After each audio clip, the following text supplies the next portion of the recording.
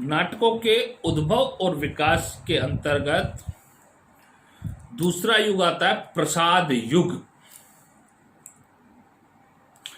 प्रसाद जी ने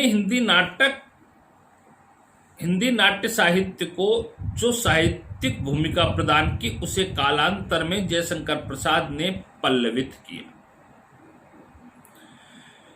हिंदी नाट्य क्षेत्र में प्रसाद जी का आगमन वस्तुतः युगांतर प्रस्तुत करता है।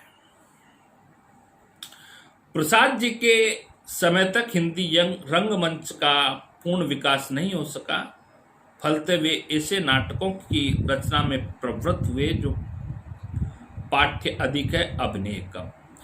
प्रसिद्ध समालोचक डॉक्टर गोपाल राय के अनुसार प्रसाद की कठिनाई यह थी कि वे जिस प्रकार के नाटक लिखना चाहते थे उनके अनुरूप रंगमंच हिंदी में नहीं था।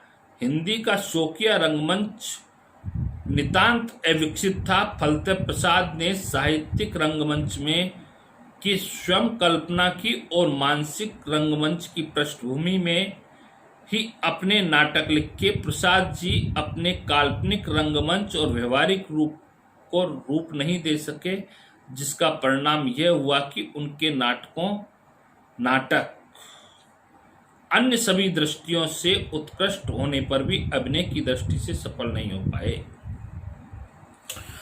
प्रसाद जी ऐतिहासिक नाटकों की रचना करने वाले हिंदी के प्रमुख नाटककार माने जाते हैं।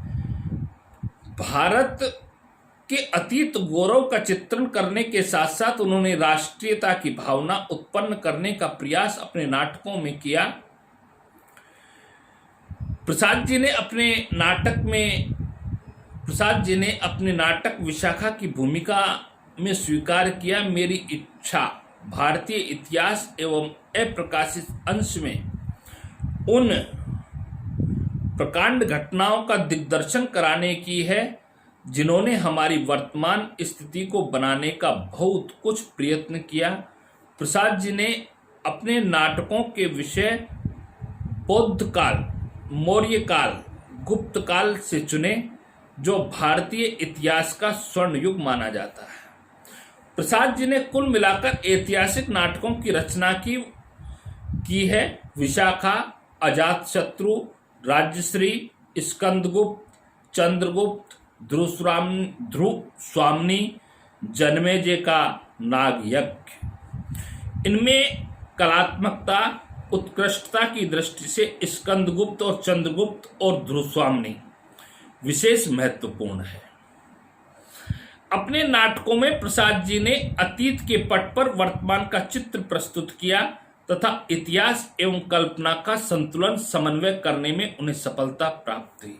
ध्रुवस्वामिनी में प्रसाद जी ने नारी समस्या को प्रस्तुत किया। तलाक, विवाह मुक्ति एवं पुनर्विवाह का अधिकार हिंदू स्त्री को है या नहीं, इस समस्या को बड़े कौशल से उन्होंने प्रस्तुत किया।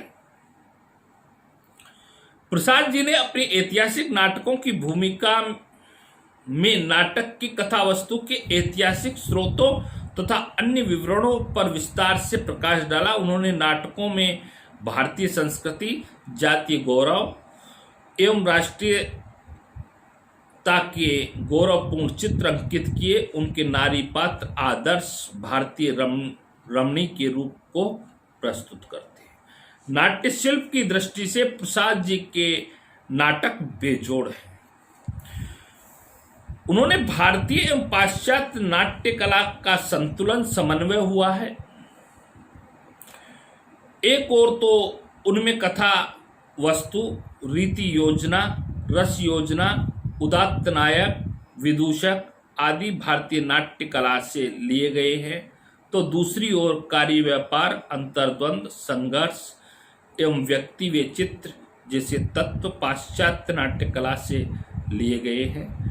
प्रसाद जी के नाटक न तो सुखांत है और न ही दुखांत है, अब तो वे प्रासादांत है।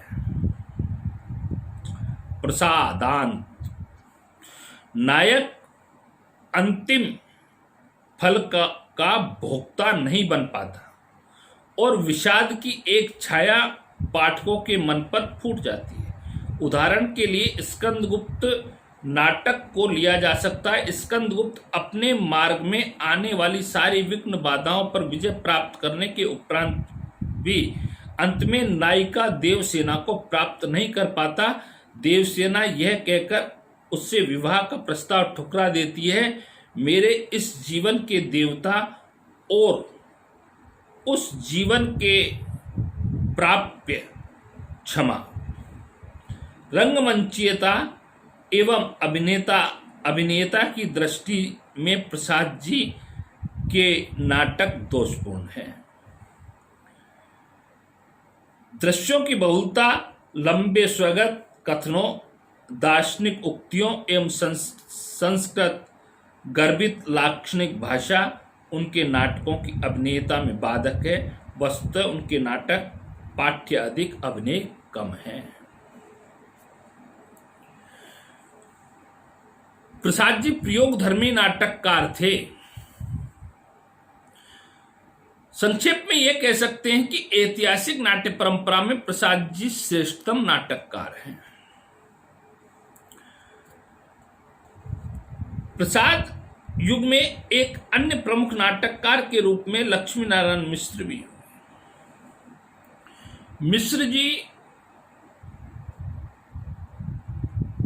ने कुछ ऐतिहासिक नाटकों की रचना की, जिनमें गरुड़ ध्वज, वत्सराज, दशाश्वमेध एवं वितस्ता की लहरें।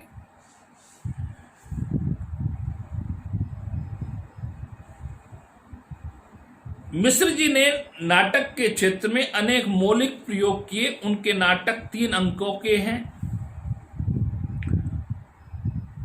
विषय का प्रतिपादन भारतीय ढंग का है, पाश्चात्य शैली का प्रभाव नहीं है। सेठ गोविंद दास ने भी आदर्शवादी नाटकों की रचना की। स्वातंत्र सिद्धांत, प्रकाश, सेवापथ, संतोष कहाँ, त्याग और ग्रहण, बड़ा पापी कौन, सुख किसमें, महत्व किसे, गरीब या अमीर, इन सभी के नाटकों में सेठ गोविंद दास ने छुआछूत, भ्रष्टाचार, पाखंड, नेताओं की स्वार्थपरता आदि का निरूपण किया। उनके नाटक रंगमंच के अनुकूल है, किंतु उनमें नाटकीयता एवं संघर्ष एवं कार्य व्यवहार की शिथिलता है। गोविंद दास ने हर्ष, कुलीनता, शशिगुप्त, अशोक, शेरशाह, कर्तव्य, कर्ण आदि अनेक ऐतिहासिक एवं पौराणिक नाटकों की कोटि वाले नाटक भी लिखे। और ये जो नाटक थे, ये नाटक अलग प्रकार के। गोविंद वल्लभ पंत भी आए। अंगूर की बेटी, उन्होंने शराबी के दुर्गुणों पर चर्चा की। इस नाटक के अंदर सिंदूर की बिंदी, परित्यक्ता नारी की समस्या को इस नाटक में उठाया। उपेंद्रनाथ अश्क, स्वर्ग की झलक, छठा बेटा, अलग अलग रास्ते, अंजो देवी, अंधी गली, केद, उड़ान एवं जय पराजय आदि अनेक नाटकों की रचना की।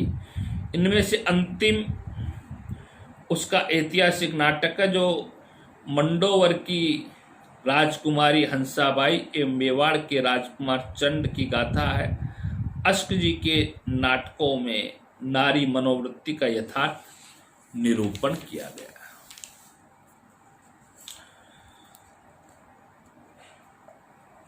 प्रसाद युगीन नाटकों में उदयशंकर भट्ट भी आए। इन्होंने भी ऐतिहासिक एवं समस्यापूर्ण नाटकों की रचना की। वृंदावन लाल वर्मा भी आए। इन्होंने ऐतिहासिक उपन्यास ही नहीं अपितु ऐतिहासिक नाटककार के रूप में भी प्रसिद्ध रहे। प्रसाद युग में यद्यपि समाज सुधार की प्रवृत्ति को आधार बनाकर नाटकों की रचना की गई, बाल विवाह, अनमेल विवाह, छुआछूत, वर्ण व्यवस्था, नारी स्वातंत्र्य, धार्मिक अंधविश्वास जैसी अनेक समस्याओं का चित्रण तत्कालीन नाटकों में हुआ।